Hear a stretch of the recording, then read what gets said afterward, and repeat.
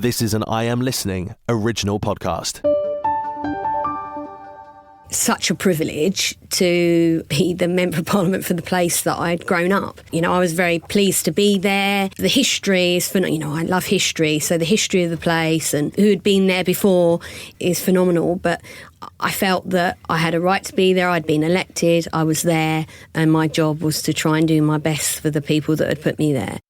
Welcome to the Kent Politics Podcast, your go-to source for insightful discussions on local and national political matters.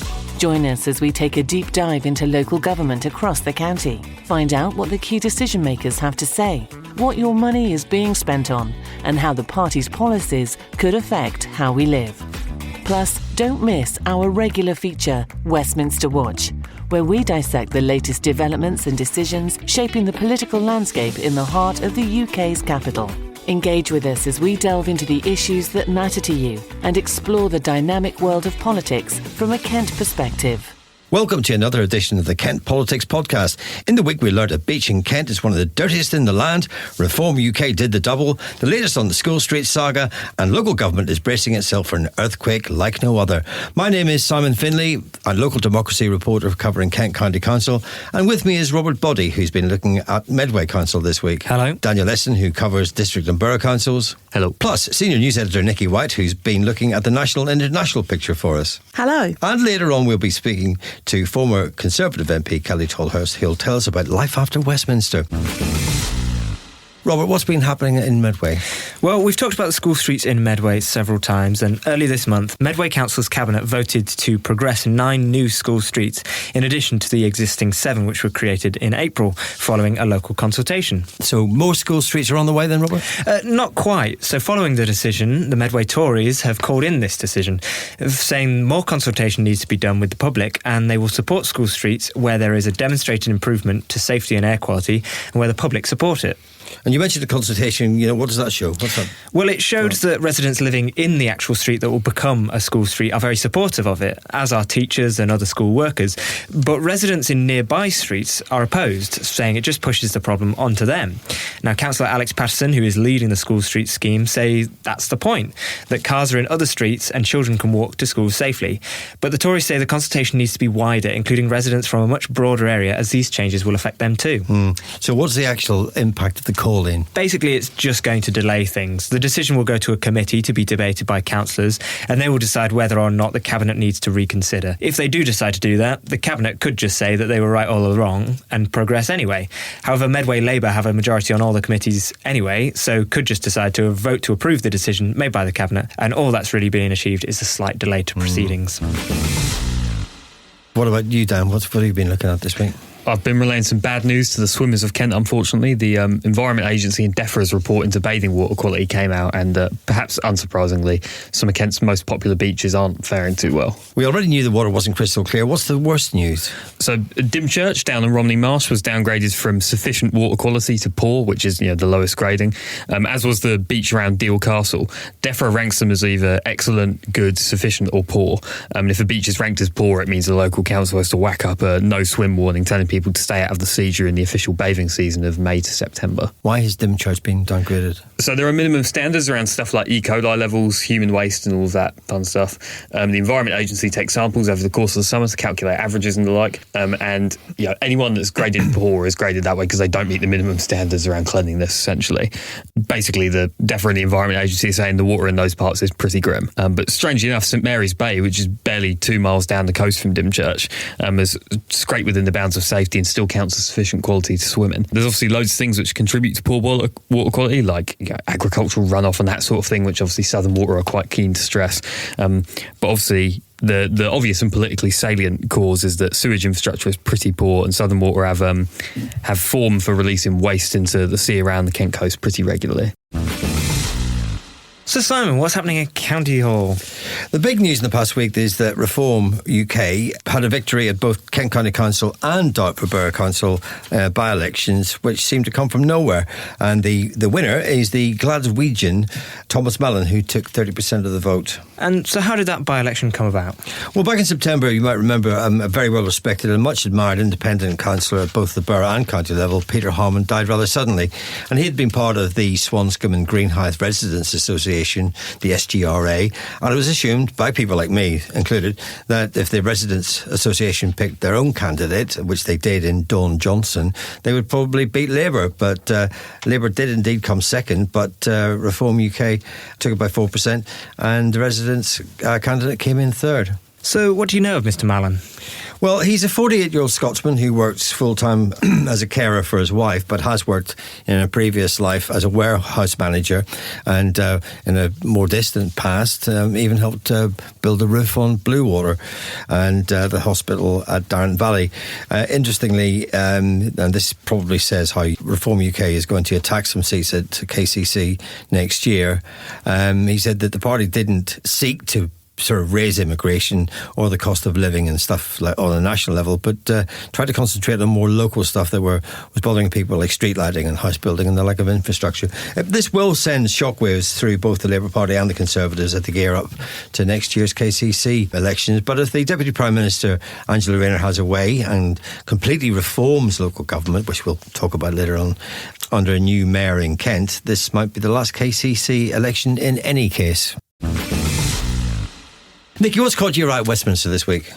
So we're recording this podcast ahead of the assisted dying bill debate, which is due to have a 5-hour discussion on Friday. It's the first such debate in the Commons on the issue in almost a decade, and a vote is expected to end on whether it should pass through to be scrutinised by a committee. We've been asking our MPs this week which way they intend to vote, and you can see that story at Kent Online. One of those who was happy to share their intentions ahead of the vote was Ashford MP Sojan Joseph, who said he was going to vote against the bill. He said he'd reached his decision after going into the debate with an open mind and reading all of his constituents' correspondence and attending many events and debates, and several MPs have been doing that too. He said that while he doesn't actually oppose the idea of assisted dying in principle, he's still concerned about the level of safeguarding in the bill and felt that the debate has come too early. He said his work as a mental health nurse has also led him to this decision, as he felt the safeguarding for those who, what he described as fluctuating capacity, wasn't sufficient, but he would reassess his position if there were changes in legislation in the future. East Thanet MP Polly Billington also told us she was opposing the bill. She said while in principle she supported giving people with a terminal illness more choice over the end of their lives, she was concerned that the bill wasn't facing enough scrutiny, and she also believes that the quality of palliative care is currently insufficient to ensure people are not being driven to make these kind of choices on the basis of poor care. In her words, she said, "I'm a strong advocate for people to be able to have a good death. That will take many forms, and I want to ensure people have those choices, while at the same time protecting those who might otherwise be pressured into decisions that are not right for them. Society should protect the vulnerable as well as enable freedoms." And she said, "I'm yet to be convinced the legislation in front of us will deliver that, and I'm clear that the process it will go through will be insufficient to deliver a law that does both." Is it all assisted dying this week, or have Kent MPs been up to anything else? Yeah, there's been a couple of other topics being discussed. Fly tipping has been on the agenda, but we've also had Dartford MP Jim Dixon telling Parliament about residents in West Dartford who are continuing to experience a lot of antisocial behaviour in Wilmot Park. He said park users and people living nearby had reported vandalism, motorbikes being ridden in the park, noise and threatening behaviour, all sorts of topics that will resonate with many people around the county. So he raised the problem with ministers this week after speaking to West Hill Neighbourhood Watch recently. He said the situation couldn't go on as it was, but he was pleased to hear that a Safer Streets mission and plans for police reform will tackle this. He was also told that on the issue of motorbikes, something that concerns a lot of people all over Kent, not just in Dartford, there will be additional powers given to the police to make sure that they can seize and destroy vehicles which are causing a nuisance. On another note, Faversham MP Helen Whately says she's been inundated with emails about the impact of the budget from businesses and farmers, as many of our MPs have, but she's also been hearing from several doctors. So last week she met up with some of them to hear from them directly. She said GPs and practice managers have told her how the rise in national insurance contributions, which were announced in the budget, is going to increase their their costs by tens of thousands of pounds. And as a result, any plans to recruit extra doctors are now not only on hold, there's also talks of redundancies as well. That's going to be worrying news for everyone, not only those who work at surgeries, but for patients or all of us who are already struggling to get appointments. Helen says she's now sent letters to the Health Secretary Wes Streeting and Chancellor Rachel Reeves, and she's urging them to listen to GPs, care homes and hospices who are going to come up against an even tougher time.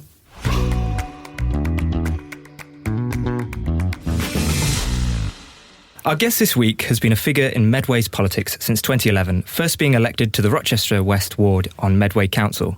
Then in 2014, she was the Conservative candidate in the massive Rochester and Stroud by-election after Mark Reckless defected to UKIP.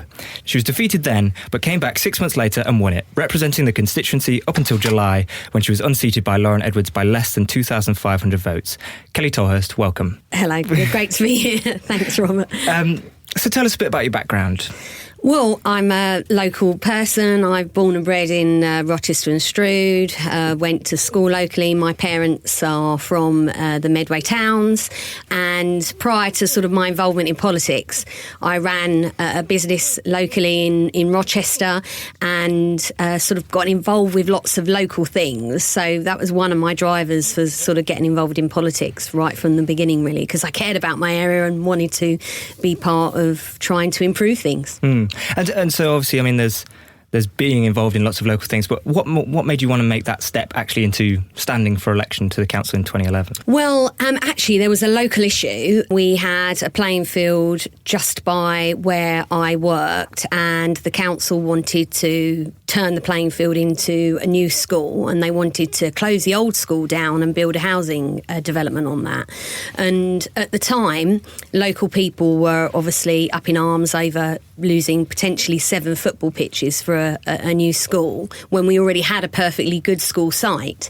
And so I worked with the local community. Bob Marshall-Andrews was the MP at the time, and we fought hard, and because we completely sort of disagreed with the council's sort of direction of travel, and we won as a community. The councillors decided to go back and put a school on the current school site rather than lose our playing fields. And a local councillor at the time said to me, "Oh, Kelly, you know, have you ever thought about joining the party or becoming a councillor? Because we'd quite like you on our side rather than against us." And I'd not thought about it until that time. Because I was asked, I said yes, and that was really the start for me. So what drove you to the Conservatives as opposed to maybe any other party? Well, it was sort of my values. You know, I became a Conservative. I'd been running a business since 2002. I grew up in sort of a non-political environment. We were very interested in current affairs, but my parents weren't staunch anything, and I definitely wasn't encouraged to be a part of any particular political party. But for me, you know, what the Conservatives stood for was more, I would say I'm a natural Conservative, so that would be my natural home. Individual policies, look, you know, you never agree with everything a political party say, but I think just really, you know, outlook, values, and was where I fitted politically. Yeah. I think I'm right in saying you didn't initially see yourself standing for Parliament. So why was that you didn't think that you would, and then what changed? Well, I suppose, you know, I went to school. I went to a local comprehensive school in Medway, which was the old chapter high school. I left school at 16. I went out to work. You know, we were told by the media that, you know, if you're a member of Parliament, you're just someone who's been to Oxford, you're highly educated, or you come from a wealthy background. But actually, so I assumed on the face of it that actually someone like me wouldn't necessarily be suitable to become a member of Parliament. But actually, so that's what I thought, really. I didn't have the traditional background as someone who would become an MP. But actually, after I got elected, I realised, particularly under David Cameron, I was probably more suited to be in Parliament than a lot of people who had been there or were there, and my background wasn't unusual. You fought the Rochester and Stroud by-election after Mark Reckless defected to UKIP. That must have been a big jump into that kind of maelstrom of media attention. Well, tell us what that experience was like. Well, it was phenomenal. I mean, it was crazy. It was, anyone who was in the constituency at that time will remember how much of a big thing it was for this area. You know, the people referred to it as a battle for Rochester and Strews, and it did feel like that. But I didn't have anything to compare it against. You know, I'd sort of put my name forward, not really ever expecting to end up to becoming the candidate, and then be thrust into this sort of cacophony of media interviews and people wanting to speak to me, and it was just a crazy period. And I'd literally just come out of hospital after having an operation 2 days before. So for the whole of the election campaign, I'd been recovering from general anaesthetic, and I'd had to walk around during the campaign with a waistband to hold my stomach together because I'd had an operation. So I'm not sure I was fighting fit for it, but it was a phenomenal experience, and one that, as I say, my only regret, I think, is that I didn't keep a diary during the election, because I don't think I would ever experience anything like that again. I mean, after that experience, you said obviously you hadn't really considered yourself for Parliament before that. After you were unsuccessful in the by-election, obviously, but was it a case of you were bitten by the bug, you wanted to get into Parliament, or did you reconsider at that point whether this was the right choice? Yeah, so I think it comes down to my drivers. So I wasn't driven because I wanted to be in Parliament. So that's not why I wanted to do it. I thought that being the MP gives me a voice for my area, and I just wanted to be the person who was able to do that. So it wasn't like I was bitten by a bug. I just thought, I do want to do this. I nearly didn't restand in 2015 because of how big the by-election had been. There was a hell of a lot of abuse, hell of a lot of personal attack, and I remember thinking, do I really want to put myself through this? Anyway, I did. And of course the 2015 election was nothing like the 2014 by-election. It was far calmer, far more sensible in a way, and far more focused on policies rather than personalities or people. And I was very pleased to win at the time, and I just carried on. How did you find that first experience of walking into the Palace of Westminster? And it must have been quite an overwhelming experience.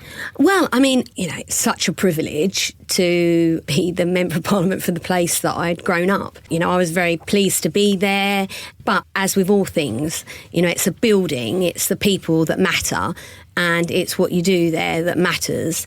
And the history is I love history, so the history of the place and who had been there before is phenomenal. But I felt that I had a right to be there. I'd been elected, I was there, and my job was to try and do my best for the people that had put me there.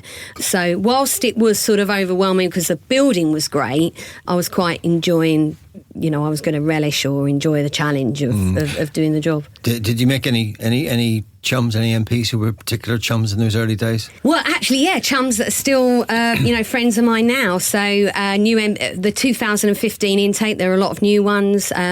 Great friends of mine are a colleague called Craig Tracy from North Warwickshire, Amanda Soloway from North Derbyshire at the time, and actually the 2015 intake, there was quite a few of us that formed quite strong close relationships, which will probably be lifelong. So some really great people, and I think that's what helped me fit in even more. Was when I got there, I realised that my background was absolutely the right type of background for someone to be in Parliament, because I lived in the real world and did a real job, and I'd come to politics after having experience in something else rather than spending my whole life in politics. And in 2015 there are a lot of MPs from the Conservative Party who came in with very, very similar experiences and backgrounds to me. Do you think there is still a kind of an elitist element to the way people are chosen? You look at the top table of the Labour Party at the minute. I mean, most of them went to Oxford. I mean, it's... Yeah, I mean, I don't really know. All I can speak from is my personal experience. And, I was told, the Conservative Party, you've got to be wealthy, you've got to have gone to Oxford. that's not the Conservative Party that I experienced. I experienced a Conservative Party that completely were behind me and recognised my skills or abilities and backed me to become a Member of Parliament.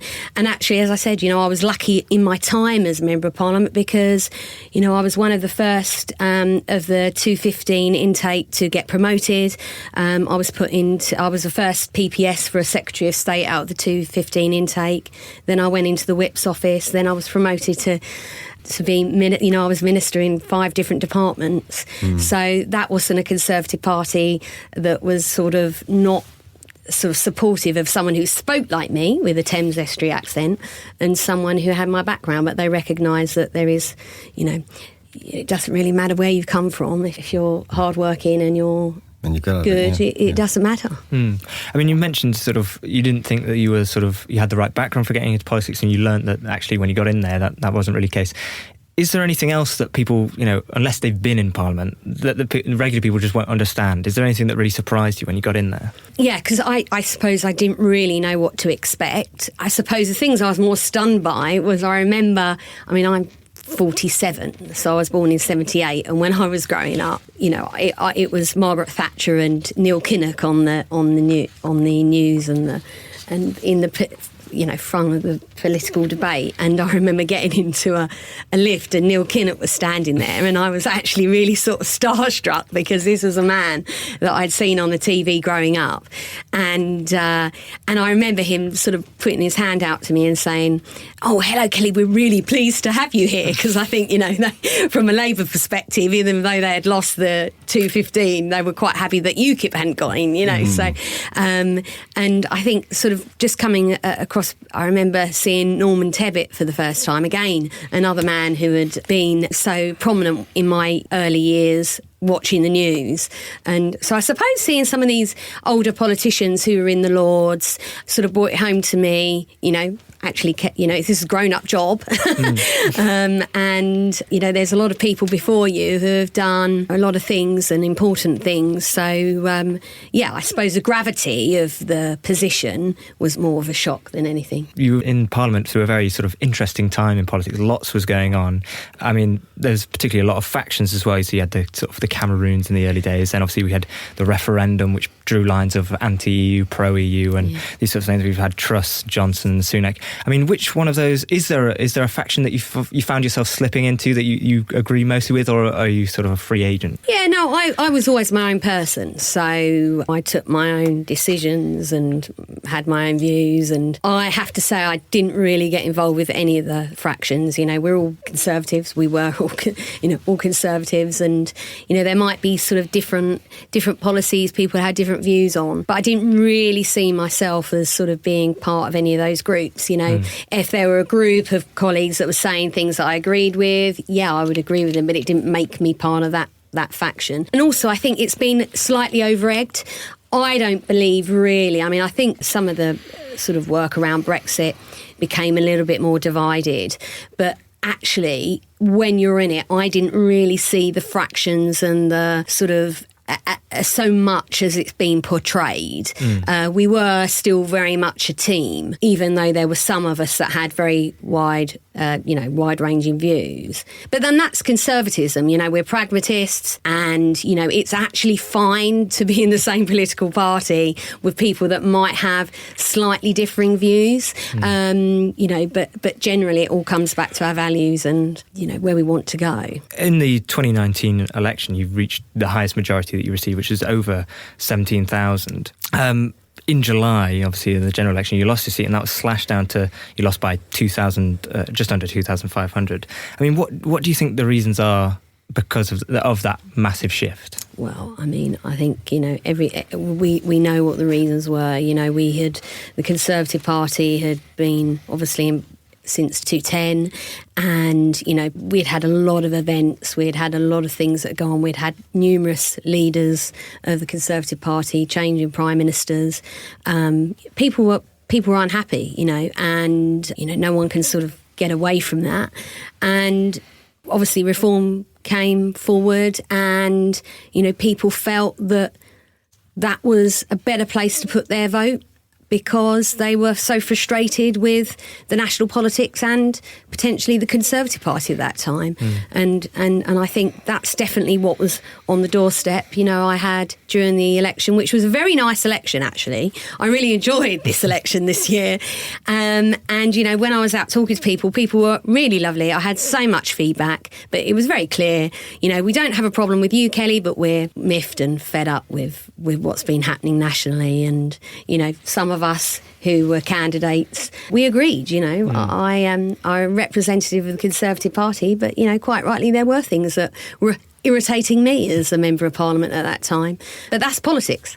Do you think the party's come to terms with this loss, and have they chosen the right person in Kemi Badenoch to carry it forward? Do you think that's going to work? It's a time of reflection. I think the Conservative Party, you know, we understand. I think the Conservative Party do understand why we lost the election. And the good thing about Kemi coming in is that we know what she said and what's happened since she's become leader. It's very, very clear that she wants to make sure that she brings the party with her.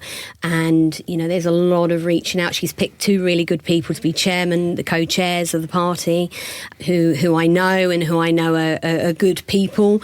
And I'm quite pleased that they're there, because I know that if they're there, we will sort of move forward in a good way. And so, yeah, I think we've got there's a lot of work to do. There's a lot of work to do on policy, and for her to come forward around, you know, what her vision will be under, you know, a potential Conservative government in the future. And hopefully people like me and others are still going to be involved part of that. And yeah, I mean, the party actually feels quite good at the moment. I think we've accepted the loss and we want to rebuild in a positive way. And it's actually been quite a nice few months. Did you vote for Kemi? I did, yes. Ultimately? Yeah. Well, from the very start, or? Well, because I didn't have a vote, so I just had a vote like everyone else. Oh, yes, of course, yes. Yeah, so, but yeah, absolutely. And, you know, Kemi is a young woman and she speaks her mind, and I always support women, and I'm pleased that we've got another female leader. I mean, you mentioned there that sort of there was a strong sense of feeling that people were very angry with the Conservative Party at the election. Do you think that it's possible to undo that within just one election cycle, or is it going to take a bit longer than that? Well, you know, I don't know. I hope it would be one election cycle, but we've got a lot of work to do. We've got a lot of ground to cover. We've got to make sure that we can show people that we are talking about the right things, we're coming up with the right policies, and we mean what we say. I think there was a lot of frustration during the election. People felt that, you know, we were saying all the right things, but actually the delivery was really poor. You know, particularly here, the big thing that still was coming up during the election, and it's still coming up now, was the small boats and the immigration issues. You know, and I do strongly believe that people were just fed up. They'd heard a lot of rhetoric from us, but maybe not some of the delivery that they were hoping to see. And that's what we've got to prove. We've got to prove that we are capable, we're competent, we're saying the right things, and we can potentially deliver on it. Because, quite frankly, in politics, it's really easy to talk very top line about the things you want to achieve. Where it does fall down is actually how do you deliver it on the ground. And that was always a frustration as me as an MP, you know, on some of the policies that we used to come out with. You know, sometimes I had a different view on it because of the delivery element. So I'm hoping that, but I am confident, because I think the party is in a good place to do that. And there's no infighting that I've seen. Everyone's sort of on board, and yeah, it's going to be quite a good, hopefully, good sort of few years. For you personally, I mean, obviously you're in Parliament for nearly 10 years, and, you know, obviously, as we've said, you gained friends, you got used to the place and all this sort of thing. I mean, now you're out. Is it frustrating to sort of be on the sidelines when you used to be in the thick of it, you know, watching? A little, because obviously I would like to still be there. Before I was an MP, I used to have a voice, and I will still continue to have a voice. And yeah, I'm not there having those debates, but, you know, I'm still able to have my say to my local party.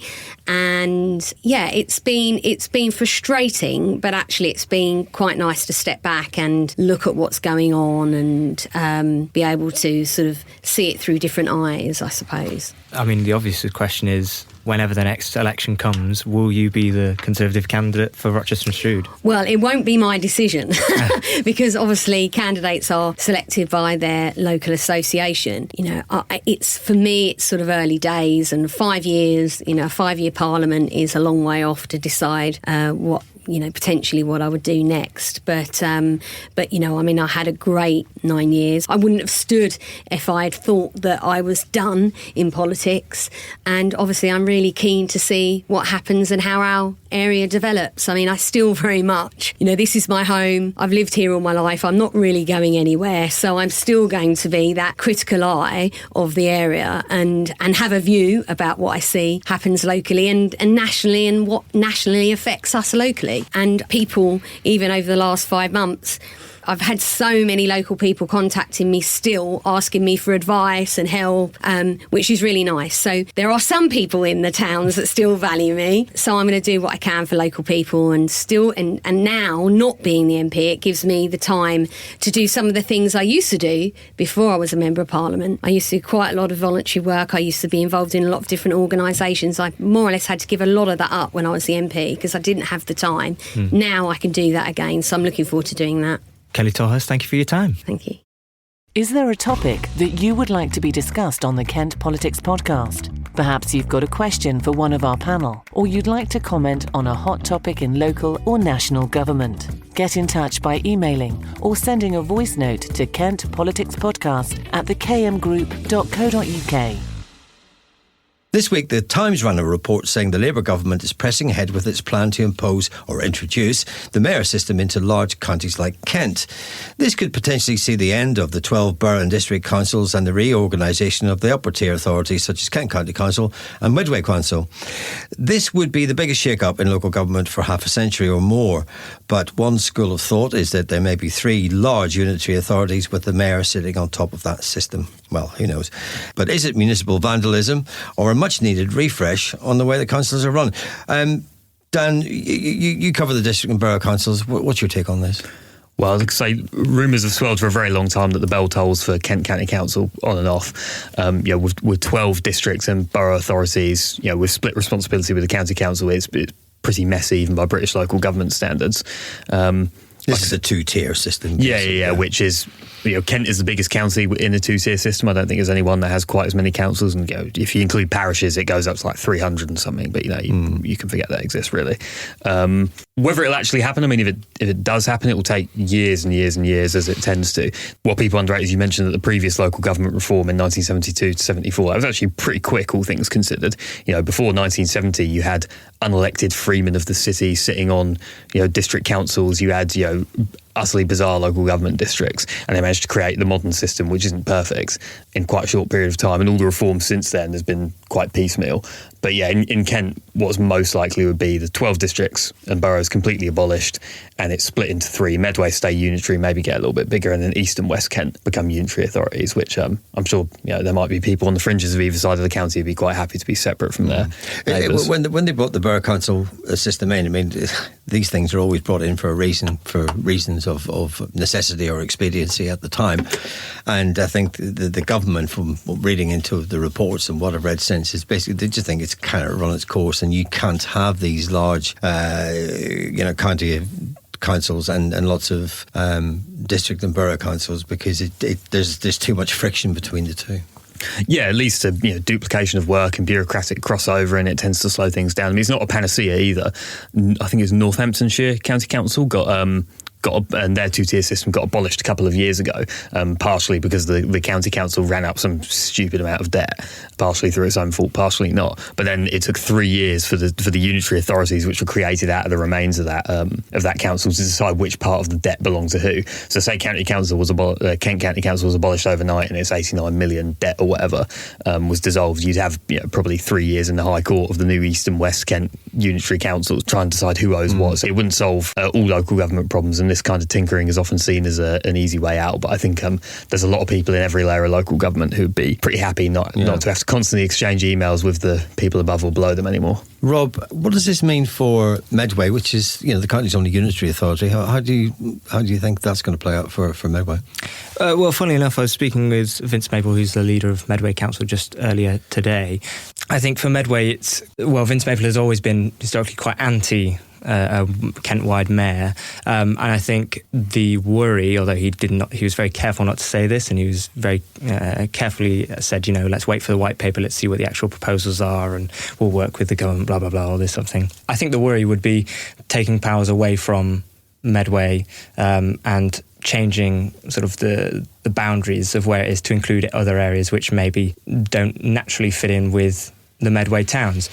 The other people might say, well, the actual unitary authority of Medway is just kind of totally made up. A lot of people didn't want it when it was first created back in the late 90s. I think one thing that's quite striking to me is, particularly in relation to Medway, is Vince Maple is the Labour leader.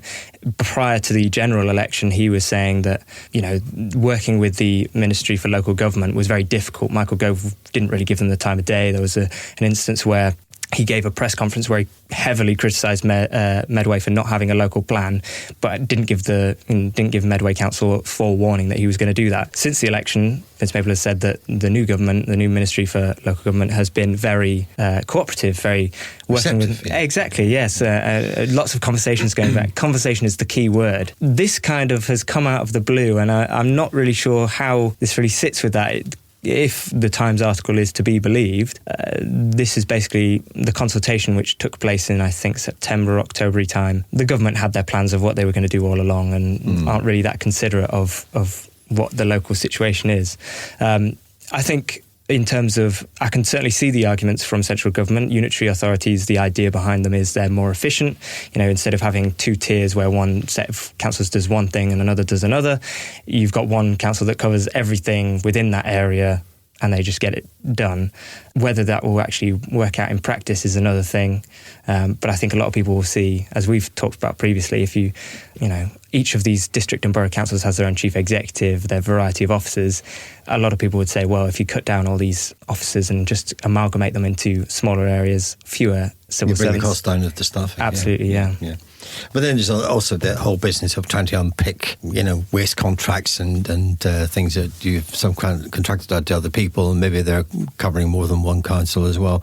I mean, as far as KCC is concerned, at the Policy and Resources Committee this week on Wednesday, the deputy leader was sort of talking about the disposal of Sessions House, and if it's sold, they would probably move into Invicta House. But he was also talking in terms of KCC going forward, but he was also talking possibly, a centre for the new unitary authority. So they're already beginning to talk in these terms. And one senior member of Kent County Council sort of said that, if the council, the government gets its skates on, the wheels could be in motion as early as 2027. I think, I agree in terms of talking about dates. Medway Council, I think the proposal was in 1996. The election to nominate its council was in 1998. It wasn't a very, not a massive, and it wasn't the full 2 years. I think it was maybe around sort of 18 months. Similarly, when they brought in the mayor in Manchester, at least, that was, I think, just under 3 years between the initial suggestion from George Osborne until the actual election, and an interim mayor had already been in place by the time they actually had those elections. But you've got 14 councils maybe split into 3 unitary authorities. That's quite a big job, so it might take a bit longer. And as Dan says, if there's some wranglings in the High Court about who owes what, then we might have a bit longer to wait for that to come in. Local authorities have never had very much money to throw about as it is. They have even less now. So there needs to be some kind of reorganisation. But this is a prime opportunity for them to get it right. Ordinary man in the street doesn't really know which council does what. We will quite often, we all know as journalists, we have people phoning up. People are fed up that the potholes aren't being fixed. In Medway fix them. But if you're in Dartford don't fix them. It's Kent County Council. But most people don't know what council does what. And certainly the ease of being under Medway as a unitary authority is that that is the council. They sort it. Yeah. That is what they do. But or not, as the case may be. Or not, as the case may be. Whereas the two-tier system has got its complications. But I think that this will be a prime opportunity to get something in place that people understand, but it needs to work for everybody, because the danger is that once you start to remove that lower level, you also start to remove the detailed knowledge. So people who live and work in a defined area, you make that area bigger, they're going to lose that knowledge of what is really important important in a particular place. But there's never going to be a perfect solution, I'm sure, but they might be able to get closer to it and balance those budgets a little bit better, which is what they need to do. OK, folks, that's your lot for this week. Thanks to Nikki, Rob and Dan, and our special guest, former Tory MP Kelly Tolhurst. Don't forget to keep an eye on KentOnline/politics for the latest news from across the county. And finally, you can also sign up for our newly launched politics briefing newsletter by visiting kentonline.co.uk/newsletters/ and finally, don't miss KMTV's politics show every Friday at 5 p.m. See you next time. Thank you. Thanks for listening to the Kent Politics Podcast. Don't forget to check out stories throughout the week on the politics page of Kent Online. And you can watch the Kent Politics Show with Rob Bailey on KMTV every Friday at 5 p.m. or on demand at kmtv.co.uk. This has been an I Am Listening original podcast. For more information, head over to our website, im-listening.co.uk.